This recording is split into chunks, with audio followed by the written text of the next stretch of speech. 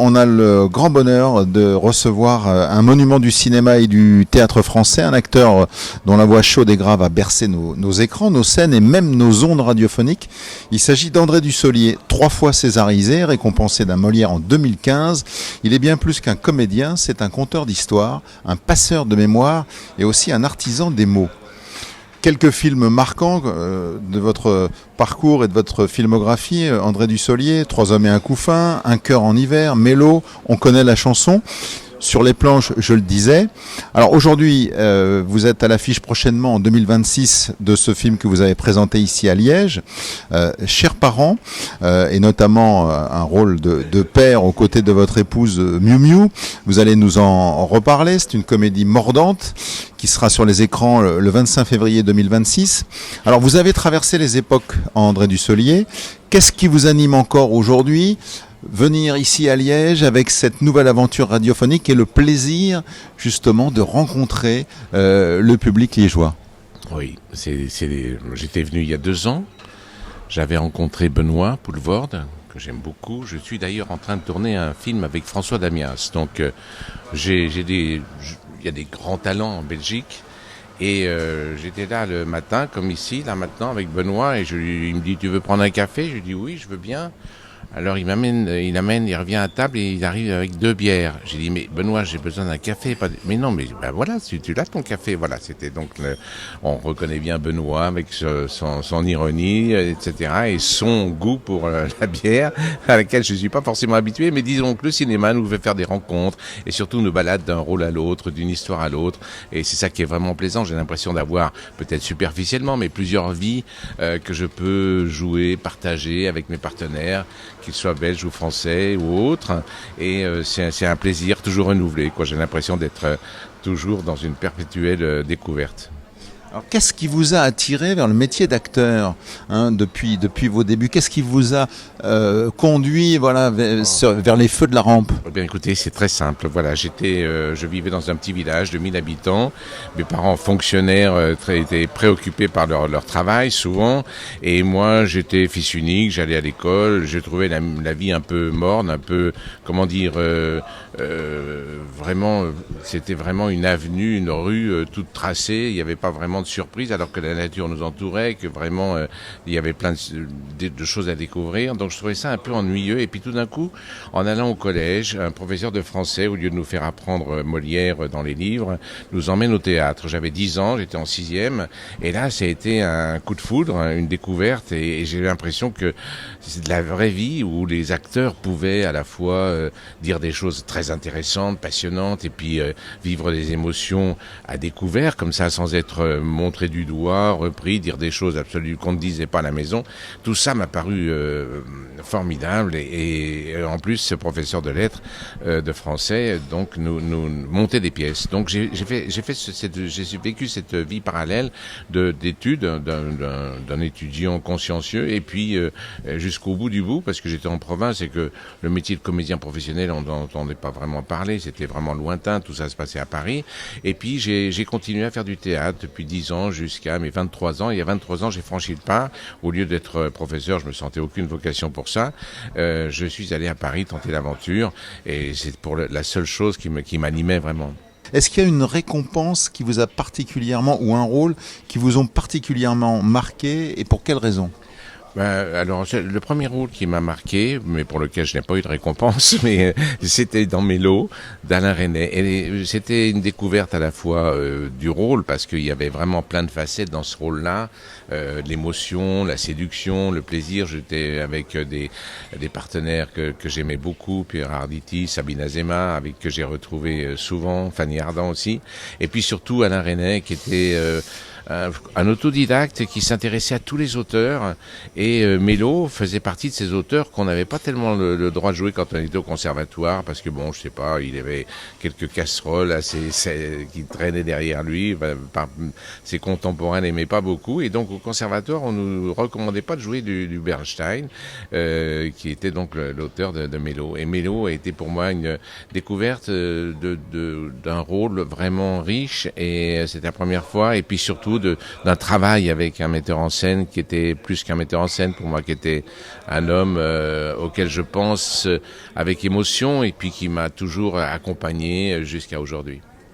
Alors, à vous écouter, votre voix est très très musicale, elle est reconnaissable vraiment entre mille. Comment est-ce que vous travaillez cet instrument, j'ai envie de dire, puisque vous l'utilisez et parfois aussi différemment entre le théâtre, le cinéma et même la radio? Alors c'est bien que vous fassiez une allusion, que vous employiez le mot d'instrument, parce que j'ai joué une pièce de Barrico qui s'appelle Novecento. J'étais entouré, j'avais conçu le spectacle et j'avais imaginé vraiment que ça ne pouvait pas se raconter cette histoire sans la présence de musiciens. C'était un quatuor de jazz et mes musiciens, je découvrais, donc on échangeait la réplique puis je racontais l'histoire et puis donc ils étaient là pour illustrer aussi à certains moments, pour ponctuer cette histoire de Novecento qui était passionnante et on parle souvent de la voix, mais la voix c'est quelque chose qu'on travaille, qui évolue avec une personnalité. Chez tout un chacun, on peut voir que la voix n'est pas la même à 10, 15, 20 ans, 30 ans, etc. Ça évolue avec ce qu'on vit et ça témoigne de notre vie un peu, même si on peut deviner, je sais pas, tout ce qui a pu...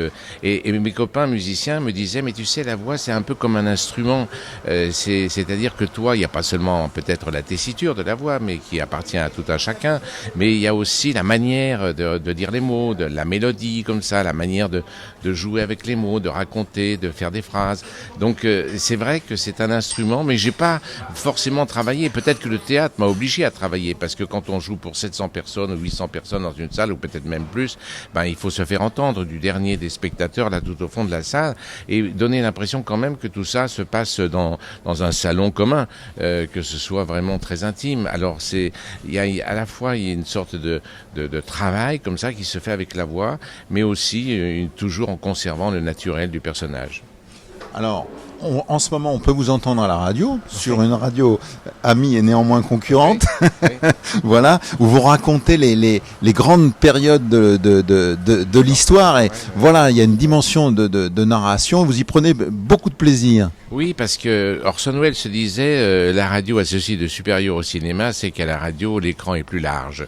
Et c'est vrai qu'on imagine, moi j'ai découvert la télévision plus tard, à 13 ans, et donc j'écoutais beaucoup la radio avant, et quand j'écoutais, je sais pas, les retransmissions des étapes du Tour de France, j'imaginais les sprints, j'imaginais les choses, c'était vraiment très vivant. On est très actif quand on est auditeur, quand on imagine les gens qui parlent, et puis après on les découvre tout à fait différemment de ce qu'on avait imaginé. Enfin, la radio m'a toujours captivé, puis pour un comédien c'est formidable parce que c'est un lieu où on peut faire croire à une histoire avec les silences, avec les mots, avec la mélodie, oui aussi qu'on emploie ou qui est celle des phrases. Bon voilà, c'est la radio. J'ai toujours été sensible et c'est un exercice que j'aime bien où on est tout nu avec sa voix et où on peut faire croire à l'histoire qu'on raconte et au personnage qu'on interprète. Vous êtes venu présenter le film Chers parents. Vous incarnez un père, voilà, c'est un couple aux côtés de votre partenaire de jeu, c'est Miu Miu.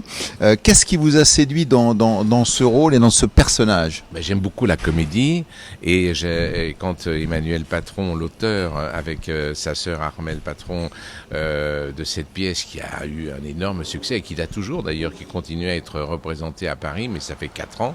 Et donc je suis allé voir la pièce, il m'a proposé de jouer au cinéma. Moi j'avais beaucoup de respect pour les créateurs des personnages au théâtre, Bernard Allan pour le père et puis Frédéric Tirmont pour la mère, et je me disais mais pourquoi ne le joue-t-il pas, mais bon ça c'est les arcanes de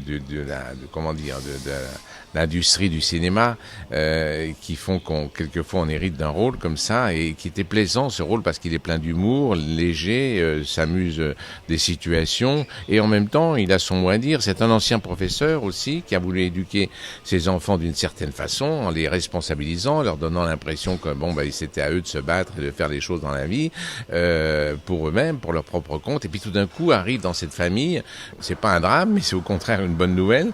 Ils héritent comme ça d'une fortune grâce à la loterie nationale, et donc du coup c'est là que que la bataille commence parce que les enfants aimeraient bien avoir un petit quelque chose et puis voilà, là c'est là que le film commence et on y voit toutes les réactions humaines, qu'on soit à l'intérieur d'une famille ou en dehors, c'est toujours un peu la même chose. Dès qu'il y a l'argent qui est au milieu de tout ça, ça peut créer des drames, mais ça peut aussi créer, comme grâce à Emmanuel Patron qui a réalisé le film et qui a écrit aussi la pièce avec sa sœur, Armel, c'est vraiment le lieu de choses drôles parce qu'on s'y reconnaît, quoi, évidemment.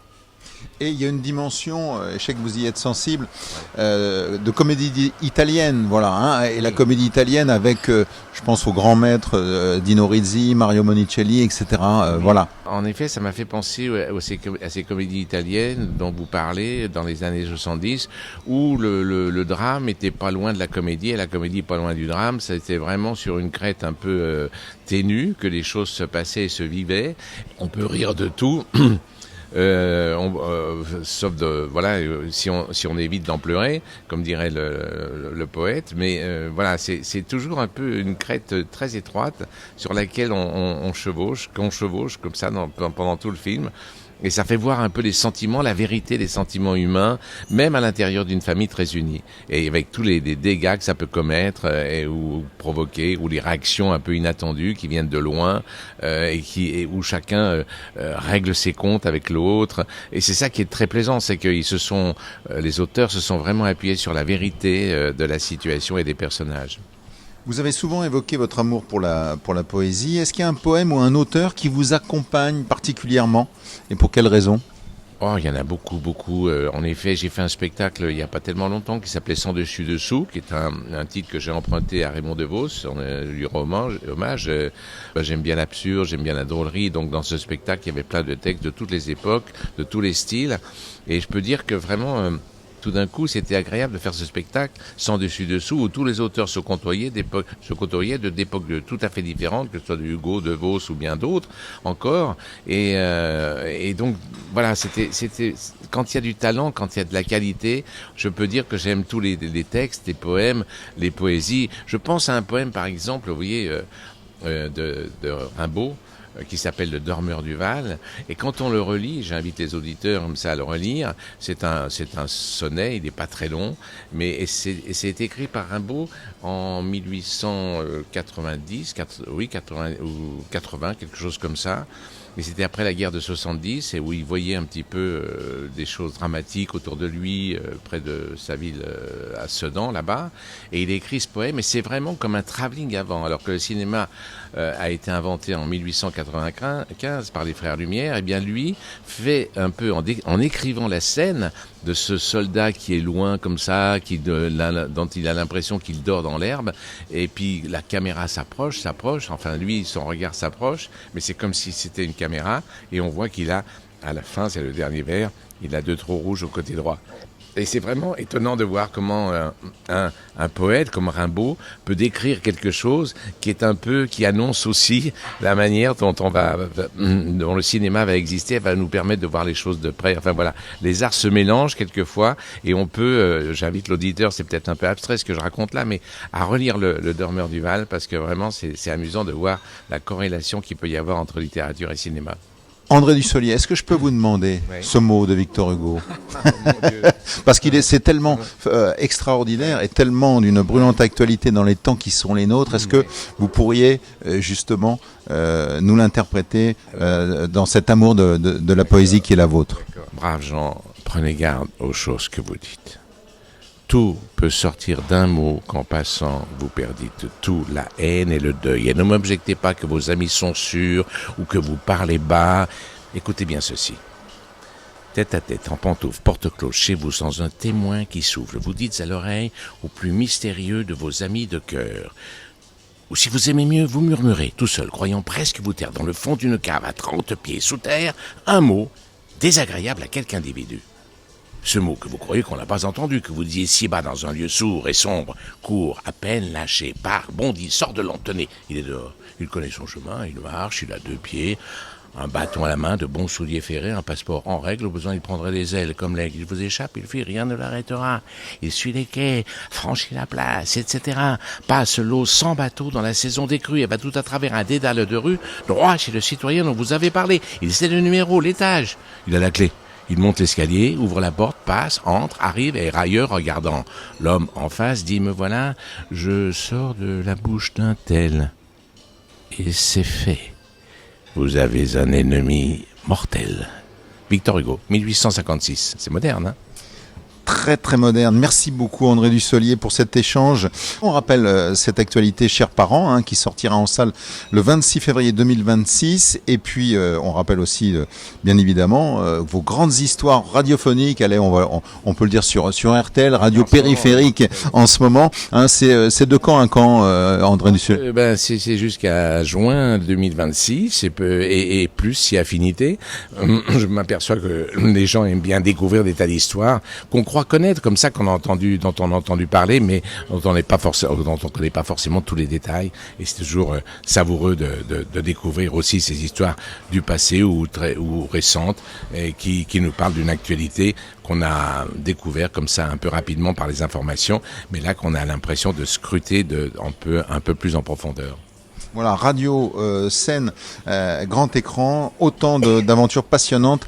Merci beaucoup pour ce moment de partage, André Dussolier. Qui vous remercie, c'était une bonne façon de démarrer la journée. Je vous remercie, je suis très touché et très content. À chaque fois, il y a des très bonnes surprises à Liège. Donc voilà, à très bientôt, quoi.